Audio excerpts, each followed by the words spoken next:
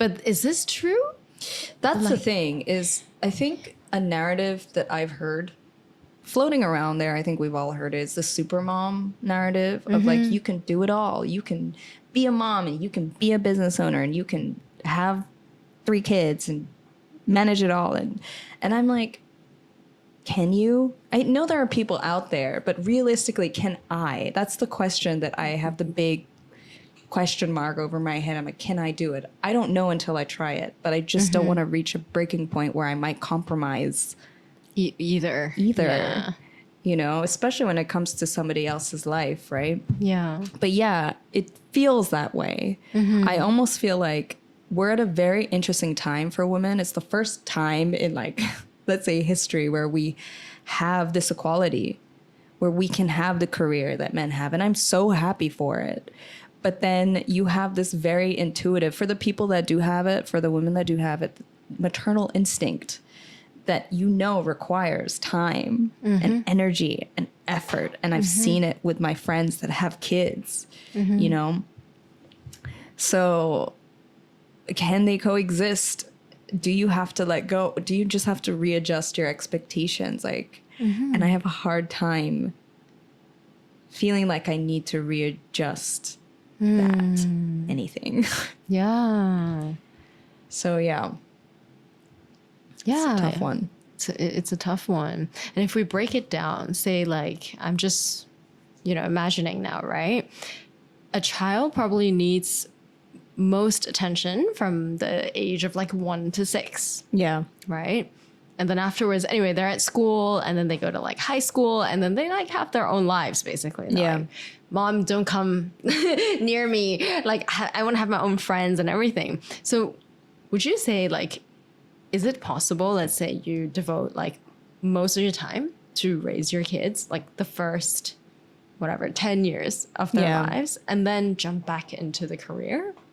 That's, yeah, I've thought about it. I've definitely thought about things that way. There is the element of time though, like, and change. You have to integrate into this concept of like, am I gonna be the same person in 10 years? Am I gonna have the same energy? Am I gonna have the same view on life?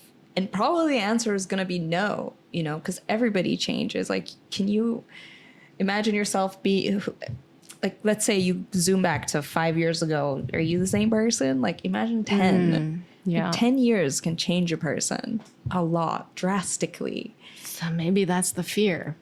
Yeah. The fear there is that I'm afraid in 5 years' time or 10 years' time, I will become a different person. I will probably not even want to do the career thing anymore. And you might feel like afraid that you would have like regretted the decision you made, like to devote mostly into being a mom, right? There's that definitely. sense there. Yeah. I think something that I saw growing up, because my mom raised us when she did most of the raising, and there was 4 of us. So to me, and she had a great life before, you know, she was super into, she did great things.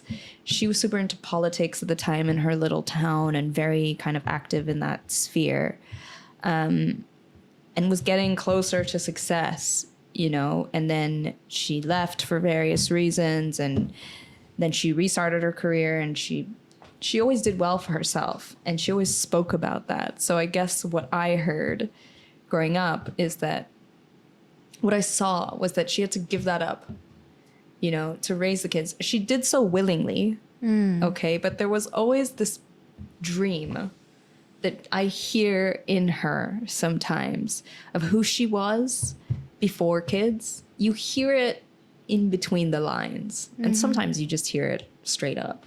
The type of person she was before she had kids. Not who she was, but what she did and what she was capable of back then. And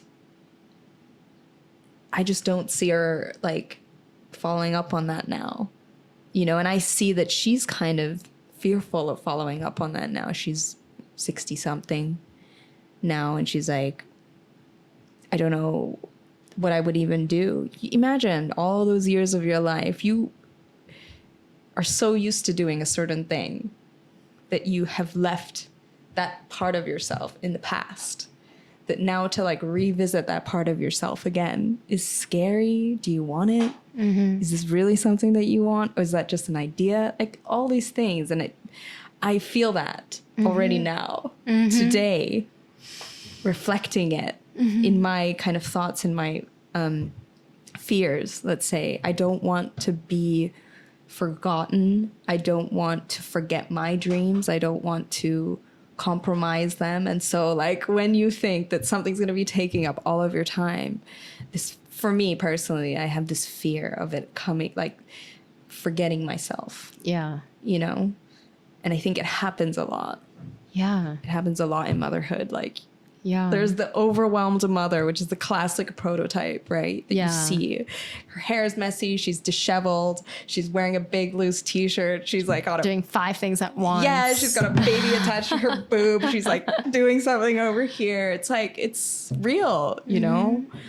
So I feel those things and I'm like, I really just hope that motherhood Yeah. doesn't feel so exhausting. Yeah. No. That's a very legitimate Yeah. kind of fear and anxiety. I think Yeah.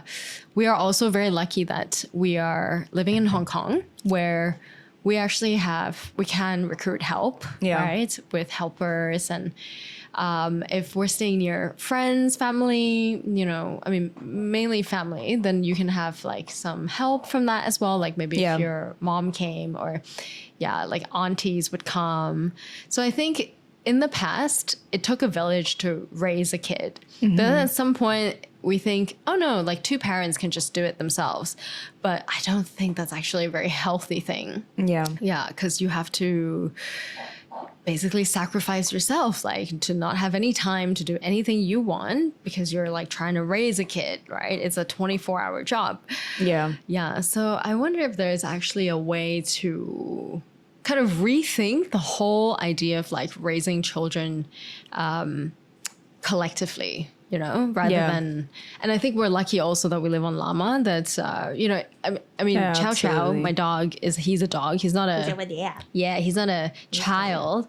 But when we're traveling, you know, we also had those questions at first. We're like, what if we want to go traveling? What if like, you know, no one can like look after him? Does Yeah. that mean we'll travel less? So it's like, can we have it all? Can we have the cake and the ice cream too? Yeah. But then it comes down to, again, like where you live, what kind of support network you have. And yeah, just kind of learning how to like plan ahead of time. Yeah. I think that's something we learn with the dog, which obviously is not the same with a human. But the idea is similar. We also had those fears at the beginning, and Yeah. then we're like, okay, we'll figure it out. Yeah. Yeah. I think that's the exciting part of motherhood and like going into parenthood in general is that what I've found oftentimes is usually, yes, it's a calculated decision, but most of the time when it gets to the turning point, it's just like, all right, we need to just commit. Fuck it. Let's just do this and see what happens. Yeah. You know, whenever I have spoken to people, they're like, there's never a right time.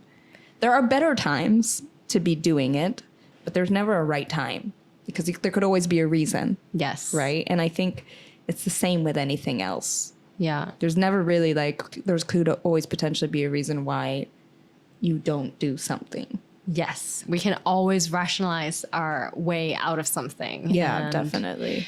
on that note, I think it's amazing that we came to this conclusion in 15 minutes.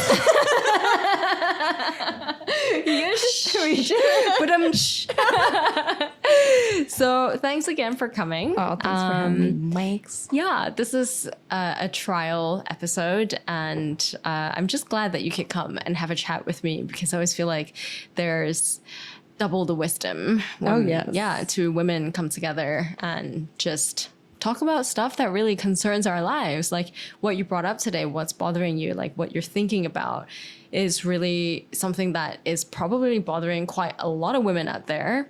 Thinking, how do I need to pick one over the other? How do I deal with it? Is it the expectations I need to like kind of manage, or is it more of a systemic issue? Like, Do we have a support network around us? Like, it takes a village to raise a kid, right? So then why are we moving to places where we are like as far away from the support as we could be, right? Exactly. So these are all questions to think about and mull over. And anyway, any decision that we make in our lives, it will always feel, I think, in my opinion, it will always feel like, oh, maybe there was a better choice that I could have made. But ultimately, like, life is messy. Sometimes we don't make the right decision. Yeah. Sometimes we make mistakes and we learn from it. So it's kind of like, you know, we get down, but we climb back up and we get up again. We make mistakes again, we come back down. And it's like over and over again, coming back to the creativity that we were talking about, it's exactly the same thing. Like as a kid, if we slipped and fell, we'd just be like, oh, okay, I'll climb back up. But I don't know why. As an adult, it feels like it's harder. It feels like every fall hurts more than it used to hurt us as a kid. Like, at some point, we kind of have this idea that failure is like terrible, right? And as a kid, I don't think kids really think about that. And that's why they're so creative. They just do stuff. And then it's like, oh, I fail? Okay, whatever. I'll do another one. Yeah. Yeah. And so I'd love to bring that wisdom into like adulthood. Yeah. Because it's not like we don't have it anymore. It's still there. I strongly believe that it's still there. It's just latent, right? We need to I agree. Yeah. Yeah. Fish it back out. It's play. Activate. Yes, it's play. It's play. And I feel like that's something that you lose a lot in your adulthood. Something that I realized, for example, it was raining the other day. And I saw, she must have been like 10. Yeah. 10-year-old kid just she was clearly soaked from the rain, like to the bone, you know, and she had this massive smile on her face. And there I was, like in a corner, just trying to avoid the drops. But I remember when I was a kid, I just used to eat that up. I used to go into the rain and be so joyful. And I'm like, what changed? I remember having the thought, like, what changed? Like, why am I so afraid of playing now? Why have I stopped trying new things? You know, why am I not just doing things because I want to do them? You know, I want to try it out and see what happens. Yeah. But yeah, I agree with you. I think all of the stuff that we're talking about, just many things. Yes. Usually we talk about many different things somehow that are related. Yes. Are important. And I think the island that we live on, Lama, is very conducive to that type of growth. I mean, you starting this podcast, but we also have like small communities here that can serve as great support networks, I think. Because I found, I mean, I haven't left Lama for a reason, and it's the same for you, right? It's just a great little village. Yeah. We don't have to toot each other's horns. Because everyone that lives on Lama.